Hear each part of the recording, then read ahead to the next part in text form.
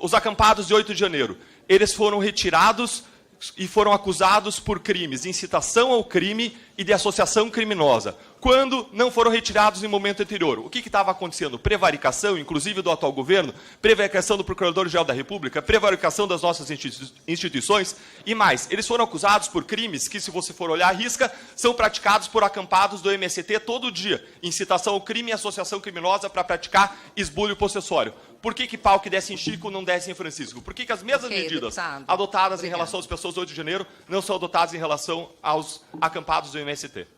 Em relação aos acampados dos quartéis, o que havia ali, deputado, o senhor deve lembrar do artigo 286 do Código Penal, o senhor deve lembrar do artigo 359 do Código Penal, era um conjunto, um acervo imenso de crimes, e as pessoas estavam em flagrante.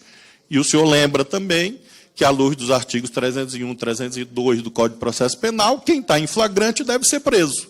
Então, obviamente, o que houve em relação aos quartéis foi a aplicação da lei.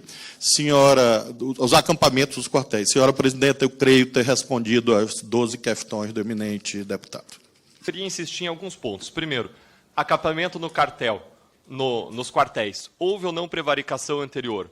O governo prevaricou ou não ao deixar de agir? Em segundo lugar, a mesmo raciocínio que o senhor aplicou, afirmando que existia ali um acervo de crimes e pessoas em flagrante por associação criminosa, incitação de crimes, esse mesmo raciocínio não se aplica às pessoas do movimento Sem Terra, que estão em acampamentos e que estão incitando o esbulho processório, que é um crime previsto no Código Penal?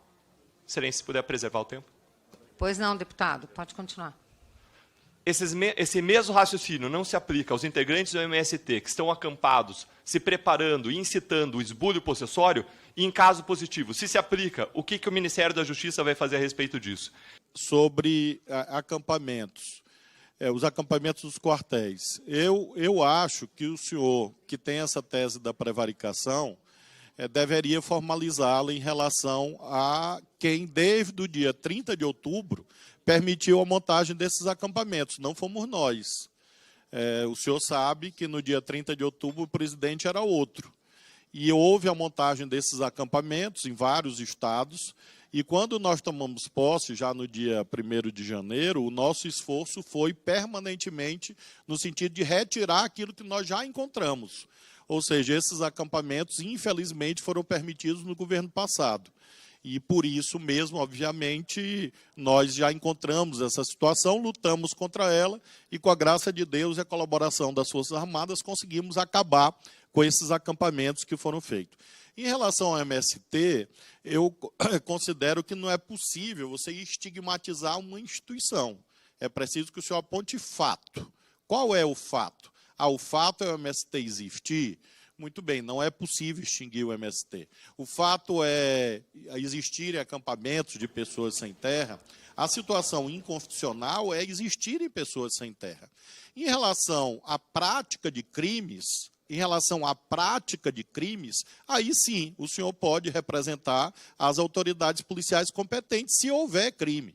Eu não posso genericamente dizer ao senhor se tem ou não tem, porque o senhor não trouxe nenhum fato, a não ser uma acusação genérica contra o movimento social. E não me cabe, obviamente, me reportar a uma acusação genérica sem provas.